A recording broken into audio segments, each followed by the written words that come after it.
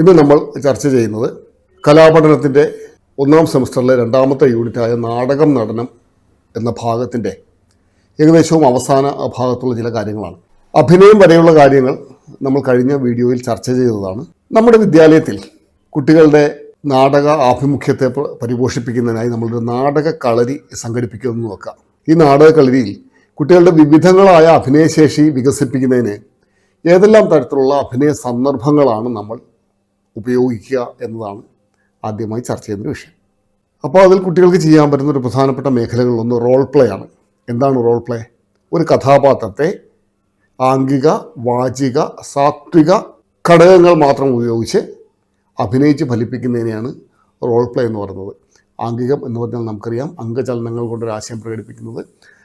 വാചികം എന്ന് പറഞ്ഞാൽ വാക്കുകൾ കൊണ്ട്, ഡയലോഗുകൾ കൊണ്ട് ഒരാശയം, ഒരു കഥാപാത്രം ട്രാൻസ്ഫർമേഷൻ നടത്തുന്നത്. സാത്വികം എന്ന് പറഞ്ഞാൽ ഭാവങ്ങൾ കൊണ്ട് അഭിനയിച്ച് കാണിക്കുന്നത്. റോൾ പ്ലേയിൽ ആഹാര്യമില്ല. ആഹാര്യം എന്ന് പറഞ്ഞാൽ മേക്കപ്പ്, അടയാഭരണങ്ങൾ, പശ്ചാത്തലത്തിലുള്ള സെറ്റ് വർക്കുകളൊന്നുമില്ലാതെ ആംഗികം, വാചികം, സാത്വികം ഈ മൂന്ന് ഘടകങ്ങൾ മാത്രം ഉപയോഗിച്ച് അഭിനയിച്ച് ഫലിപ്പിക്കുന്നതിനാണ് റോൾ പ്ലേ എന്ന് പറയുന്നത്. രണ്ടാമത്തേത് മൂകാഭിനയമാണ്. മൈമിങ് എന്ന് പറയും. നിങ്ങൾ കോളേജുകളിലൊക്കെ കാണുകയും അവർ പക്ഷേ അതിൽ ചെയ്യുകയും ചെയ്തിട്ടുണ്ടാവും. മൈമിങ്ങിൽ ആകെ ആംഗികാഭിനയം മാത്രമേ ഉള്ളൂ. ആംഗികാഭിനയം കൊണ്ട് വികസിക്കുന്ന നാടകരൂപമാണ് മൈമിങ്. അതിലകത്ത് അംഗചലനങ്ങൾ കൊണ്ടുള്ള അഭിനയം മാത്രമേ ഉള്ളൂ. വാചികമായിട്ടോ അല്ലെങ്കിൽ സാത്വികമായിട്ടോ ആഹാര്യമായിട്ടോ ഉള്ള ഒരു അഭിനയവും മൈമിങ്ങിൽ ഉണ്ടാകുന്നില്ല. മൈമിങ് ആംഗികാഭിനയം മാത്രമാണ് മൈമിങ്ങിൻ്റെ മുഖമുദ്ര.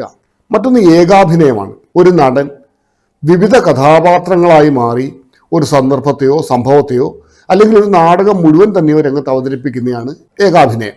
ആംഗികം, വാചികം, സാത്വികം എന്നിവയ്ക്ക് ഊന്നൽ നൽകിക്കൊണ്ട് ഏകാഭിനയം നടത്തുന്നു.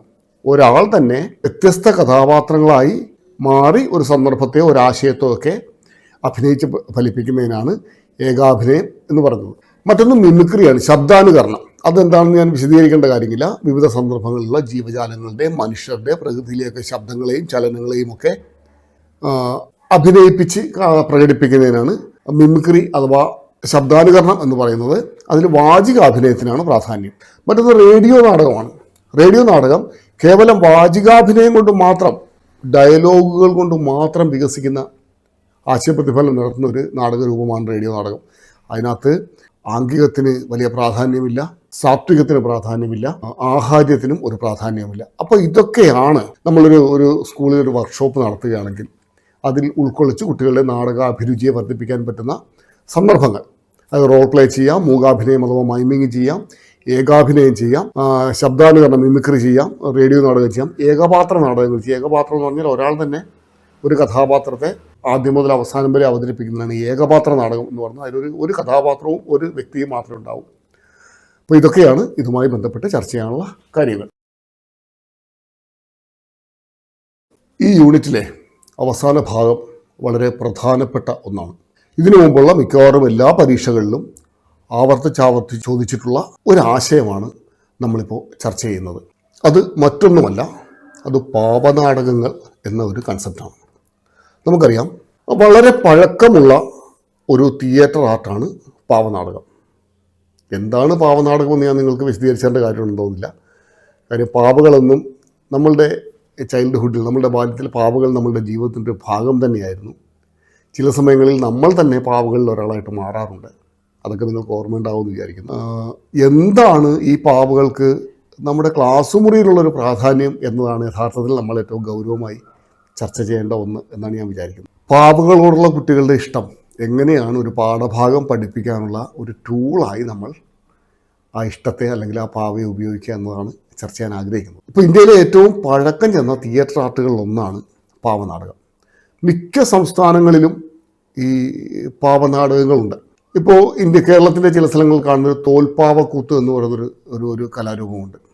തോല് കൊണ്ട് പാവ ഉണ്ടാക്കിയിട്ട് ഒരു വടിയിൽ പിടിപ്പിച്ച് ഒരു വെളുത്ത തുണിയുടെ പിന്നിൽ വെളിച്ചം അടിച്ചതിന് ശേഷം നിഴലുകൾ കൊണ്ട് അവതരിപ്പിക്കുന്ന പാവനാടകമാണ് തോൽപ്പാവക്കൂത്ത്. തോൽപ്പാവക്കൂത്ത് വളരെ രസകരമായൊരു നാടകരൂപമാണ്. ഈ പാവകളുടെ ഒരു പ്രത്യേകത, കുട്ടികളുടെ മനസ്സിനെയും ശ്രദ്ധയെയും സ്വാധീനിക്കാൻ അസാധാരണമായൊരു കഴിവാണ് പാവകൾക്കുള്ളത്. അതുകൊണ്ട് തന്നെ പാവകളെ ഉപയോഗിച്ച് നമ്മൾ നടത്തുന്നൊരു നാടകത്തിനും വളരെ ശക്തിയായി കുട്ടിയുടെ മനസ്സിനെയും ശ്രദ്ധയെയും സ്വാധീനിക്കാൻ പറ്റും. അതിനാൽ നമ്മളുടെ വിദ്യാഭ്യാസ രംഗത്ത് ഒരാശയ പ്രസരണത്തിനായി പണ്ട് മുതലേ പാവനാടകങ്ങൾ ഉപയോഗിക്കാറുണ്ട്. ഒരു പാവനാടകം ചെയ്യുന്നതിന് നമ്മളൊരു ക്ലാസ് മുറിയിൽ കുട്ടികളെ കൊണ്ടൊരു പാവനാടകം ചെയ്യിക്കാൻ ഉദ്ദേശിക്കുന്നുണ്ടെങ്കിൽ അത് ഏതൊക്കെ ഘട്ടത്തിലൂടെയായിരിക്കും ആ പാവനാടകത്തിൻ്റെ രൂപീകരണം നടക്കുക എന്നുള്ളതാണ് നമ്മളിന്ന് ചർച്ച ചെയ്യാൻ പോകുന്നത്.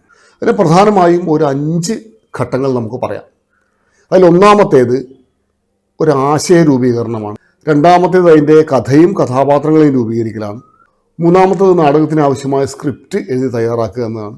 നാലാമത്തേത് വളരെ പ്രധാനപ്പെട്ടതാണ്, ഇതൊരു പാവകളെ നിർമ്മിക്കുക എന്നുള്ളതാണ്. അഞ്ചാമത്തേത് റിഹേഴ്സൽ നടത്തുക എന്നതാണ്. ആറാമത്തേത് പാവനാടകം അവതരിപ്പിക്കുക എന്നുള്ളതാണ്. ഇതൊരു വിദ്യാഭ്യാസ പ്രവർത്തനമായതുകൊണ്ട് ഒരു ഘട്ടവും കൂടെ ഉണ്ട്. ഏഴാമത്തേത് അതിനെ വിലയിരുത്തി മെച്ചപ്പെടുത്തുക എന്നതും കൂടെയാണ്. അപ്പോൾ ഇത്രയും ഘട്ടങ്ങളിലൂടെയാണ് ഒരു പാവനാടകത്തിൻ്റെ കടന്നുപോക്ക്. ഇത് നമുക്ക് ഇങ്ങനെയൊന്ന് വിശദീകരിക്കാം. ഒന്നാമത്തേത് ആശയം തിരഞ്ഞെടുക്കാൻ. ഏത് നാടകത്തിലെ പോലെ തന്നെയും ഈ പാവനാടകത്തിലും വിനിമയം ചെയ്യാൻ ഉദ്ദേശിക്കുന്ന ഒന്നിലധികമോ ആശയങ്ങളുണ്ടാവും. അതൊരു പഠന പ്രവർത്തനമായതുകൊണ്ട് നമുക്ക് ആശയത്തെ വേണമെങ്കിൽ നിങ്ങളുടെ പാഠപുസ്തകങ്ങളിൽ നിന്ന് കടമെടുക്കാം. പഠിപ്പിക്കുക എന്നതാണല്ലോ നമ്മളുടെ പ്രധാനപ്പെട്ട പണി. അപ്പോൾ സ്വാഭാവികമായും പഠനത്തിനൊരു ടൂളായി നമ്മൾ പാവയെ ഉപയോഗിക്കുമ്പോൾ അതിനുള്ള ആശയം ഒരു പാഠപുസ്തകത്തിൽ നിന്നുള്ളതാവും നല്ലത് എന്നെനിക്ക് തോന്നുന്നു. അപ്പോൾ അങ്ങനെയാണെങ്കിൽ ഒരു പഠനാശയം, ഒരു ലേണിംഗ് ഔട്ട്കം അല്ലെങ്കിൽ ഒരു യൂണിറ്റിൽ നമ്മൾ വിനിമയം ചെയ്യേണ്ട ആശയ സമുച്ചയം, ഇതുമായി ബന്ധപ്പെട്ടുള്ള ഒരാശയം നമുക്ക് സെലക്ട് ചെയ്യാം.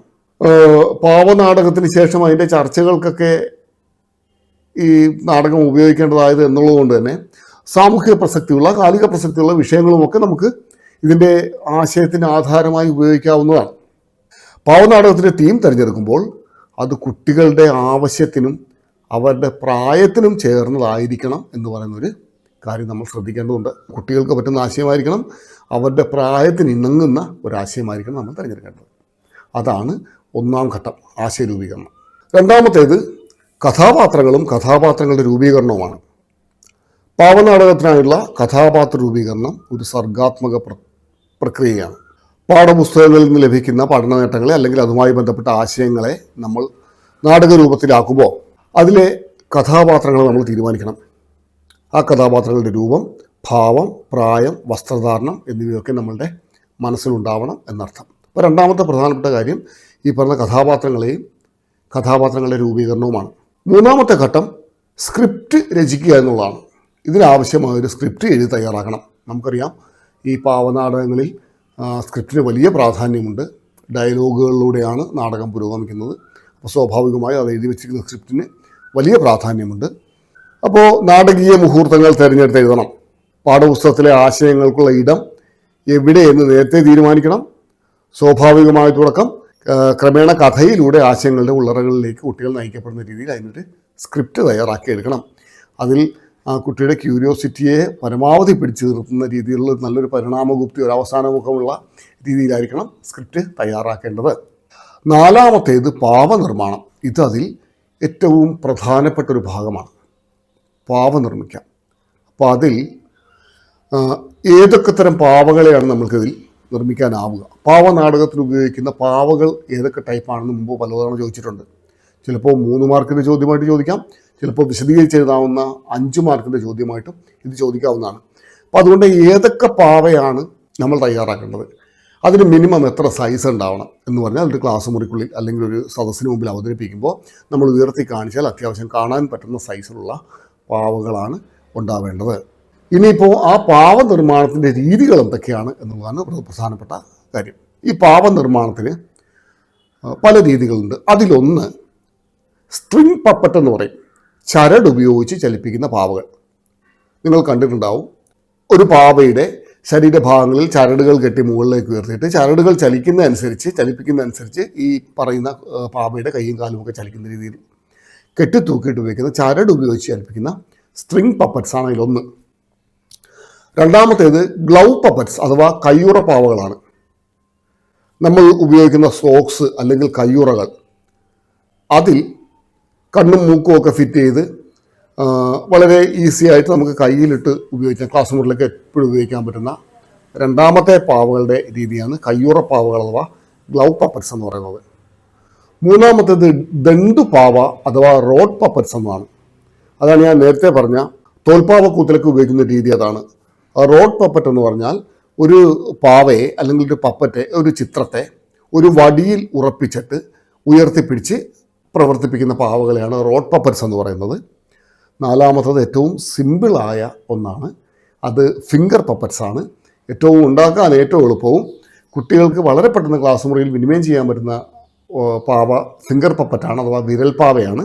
ഏറ്റവും നിസ്സാരമായിട്ട് ഒരു ആമയുടെയും ഒരു മുയലിൻ്റെയും കഥയാണ് ക്ലാസ് മുറിയിൽ പറയുന്നതെങ്കിൽ വെറുതെ ഒരു പേപ്പർ കൊണ്ടൊരു റോളുണ്ടാക്കി സിലിണ്ടർ പോലെ കയ്യിലിടുക, ഒരു ആനയുടെ ചിത്രത്തിൻ്റെ തല മാത്രം വെട്ടിയെടുത്ത് ഇതിന് മുകളിൽ ഒട്ടിക്കുക, മറ്റേ കയ്യിൽ ഒരു പേപ്പറിൻ്റെ കുഴലിടുക, അതിൻ്റെ മുകളിലൊരു മുയലിൻ്റെ മുഖം വെട്ടി ചിത്രം ഒട്ടിക്കുക, എന്നിട്ട് ഈ കയ്യിൽ ആനയും ഈ കയ്യിൽ മുയലും വെച്ചിട്ട് കഥ പറയുക. അപ്പോൾ 4 തരം പാവകളാണ് പ്രധാനമായും. സ്ട്രിങ് പപ്പറ്റ് അഥവാ ചരടുപാവ, ഗ്ലൗ പപ്പറ്റ് അഥവാ കയ്യുറപ്പാവകൾ, റോഡ് പപ്പറ്റ് അഥവാ ദണ്ടുപാവ, ഫിംഗർ പപ്പറ്റ് അഥവാ വിരൽ പാവ. ഇങ്ങനെ 4 പ്രധാനപ്പെട്ട പാവകളാണ് നമ്മൾ ഇതിനുപയോഗിക്കുന്നത്. ഇനിയിപ്പോൾ അടുത്തതാണ്, അടുത്ത ഘട്ടം അതിൻ്റെ റിഹേഴ്സലാണ്. റിഹേഴ്സൽ വളരെ പ്രധാനമായ ഒന്നാണ്. കാരണം റിഹേഴ്സലിൻ്റെ വിജയമാണ് യഥാർത്ഥത്തിൽ ഈ നാടകത്തെ ഏറ്റവും ഭംഗിയാക്കുന്നത്. പൊതുവായ അവതരണത്തിന് മുമ്പുള്ള പരിശീലനമാണ് റിഹേഴ്സൽ. അവതരണത്തിൻ്റെ സംഘാടനം ഈ ഘട്ടത്തിലാണ് നടക്കേണ്ടത്. ആവശ്യമായ പശ്ചാത്തല സൗകര്യങ്ങൾ, ശബ്ദം, വെളിച്ചവുമൊക്കെ ഉപയോഗിക്കണം. സാധാരണ ഈ പാവനാടകങ്ങൾ ചെയ്യുന്നത് സാധാരണ സ്റ്റേജ് പോലെയാണ് തയ്യാറാക്കുക, വലിപ്പം കുറവായിരിക്കും. അപ്പോൾ കർട്ടൻ ഉയർന്നു കഴിഞ്ഞാൽ ഒരു തുണിയുടെ മുകളിലൂടെ പാവകൾ പ്രത്യക്ഷപ്പെടുകയും പാവകൾ ഡയലോഗുകൾ പറഞ്ഞ് കാര്യങ്ങൾ ചെയ്യുകയാണ് ചെയ്യുന്നത്. അപ്പോൾ റിഹേഴ്സൽ വളരെ പ്രധാനപ്പെട്ട ഒരു കാര്യമാണ്. റിഹേഴ്സലിന് ശേഷം ഇത് എല്ലാ കാര്യങ്ങളും ചെയ്ത് ശബ്ദ നിയന്ത്രണം, വെളിച്ചം, പശ്ചാത്തല സംഗീതം ഇതൊക്കെ ചേർത്തിട്ട് നമ്മൾ പൊതുവായി അവതരിപ്പിക്കുകയാണ് ചെയ്യുക. അപ്പോൾ ഒരു കാര്യം ശ്രദ്ധിക്കേണ്ടത്, അവതരണം വളരെ പ്രധാനപ്പെട്ട കാര്യമാണ്. അപ്പോൾ ശബ്ദം, സ്ഥല സൗകര്യം, വെളിച്ചം, ശബ്ദം, കർട്ടൻ എന്നീ കാര്യങ്ങളൊക്കെ നമ്മൾ ശ്രദ്ധിക്കേണ്ടതുണ്ട്.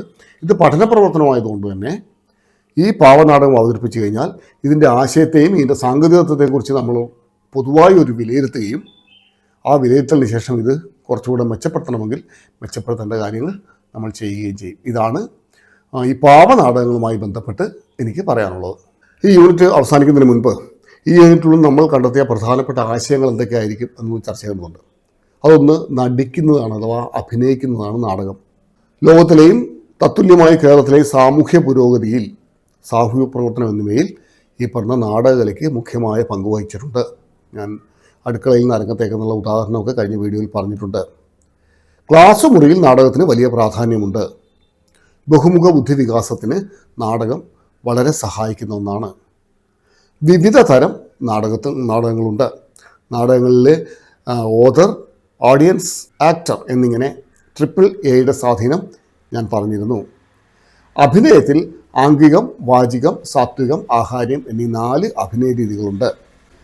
റോൾ പ്ലേ, മൈമിങ്, ഏകാഭിനയം, ശബ്ദാനുകരണം, അങ്ങനെയൊക്കെയുള്ള ഒത്തിരി കാര്യങ്ങൾ ഇതുമായി ബന്ധപ്പെട്ട് വരുന്നുണ്ട്. സർഗാത്മക നാടകം വളരെ പ്രധാനപ്പെട്ട ഒന്നാണ്. അത് വിദ്യാഭ്യാസവുമായി ബന്ധപ്പെട്ട് വളരെ പ്രസക്തിയുണ്ട്. കഥാപാത്രങ്ങളെ അവതരിപ്പിക്കുന്ന വഴി നിരീക്ഷണ പാഠം, സാമൂഹ്യബോധം, സഹകരണ മനോഭാവം, സംഘബോധം എന്നിവയുടെ വികാസം ഉണ്ടാവും. മറ്റൊന്ന് നമ്മൾ പറഞ്ഞത് പാവനാടകത്തിൻ്റെ ക്ലാസ് റൂം സാധ്യതകളാണ്. അത് താല്പര്യജനികമാണ്, അതൊരു സംഘപ്രവർത്തനമാണ്. സ്ക്രിപ്റ്റ് ഉണ്ടാക്കണം, പാവയുണ്ടാക്കണം, അത് അവതരിപ്പിക്കണം, വിലയിരുത്തണം. ഇതൊക്കെ നമ്മളിതിൻ്റെ ഭാഗമായിട്ട് പറഞ്ഞു കഴിഞ്ഞു. അപ്പോൾ ഇത്രയും കാര്യങ്ങളാണ് ഈ നാടകം നടനം എന്ന് പറഞ്ഞ യൂണിറ്റിൻ്റെ അവസാന ഭാഗത്ത് എനിക്ക് നിങ്ങളുമായി ചർച്ച ചെയ്യാനുള്ളത്. 2 കാര്യങ്ങളൂടെ പറയുന്നു. ഒരു നാടകത്തിൻ്റെ കഥ ഡോക്ടർ വത്സലാദേവി എഴുതിയതാണ്. ഒരുപക്ഷെ 1 മാർക്കിന് ചോദ്യം അതിൽ നിന്ന് പ്രതീക്ഷിക്കാം. മറ്റൊന്ന്, ഒരു നാടകം എങ്ങനെ ഉണ്ടാകുന്നു, ഡോക്ടർ വയലാ വാസുദേവൻ പിള്ള എഴുതിയതാണ്. ഈ 2 പുസ്തകങ്ങൾ ഈ പാഠപുസ്തകത്തിൻ്റെ രചനയിൽ സഹായിച്ചിട്ടുണ്ട്. നമ്മളുടെ നാടകം നടനം എന്ന് പറയുന്ന യൂണിറ്റ് ഇവിടെ പൂർണ്ണമാവുകയാണ്. മിക്കവാറും എല്ലാ കാര്യങ്ങളും പരമാവധി വിശദീകരിച്ച് തന്നെ പറഞ്ഞിട്ടുണ്ട്. ഏതെങ്കിലും ഭാഗത്ത് സംശയമുണ്ടെങ്കിൽ കമൻറ്റ് ചെയ്യാം. വീഡിയോ കൃത്യമായി കാണുക. ഒരുപക്ഷെ ഫസ്റ്റ് സെമസ്റ്റർ എക്സാമൊക്കെ അടുത്തിരിക്കുന്ന സമയമാണ്. അപ്പോൾ നിങ്ങളുടെ പഠനത്തെ കൂടുതൽ മികവുറ്റതാക്കാൻ, കൂടുതൽ മെച്ചപ്പെടുത്താൻ വീഡിയോ സഹായിക്കുമെന്ന് കരുതുന്നു. എല്ലാവർക്കും നന്ദി.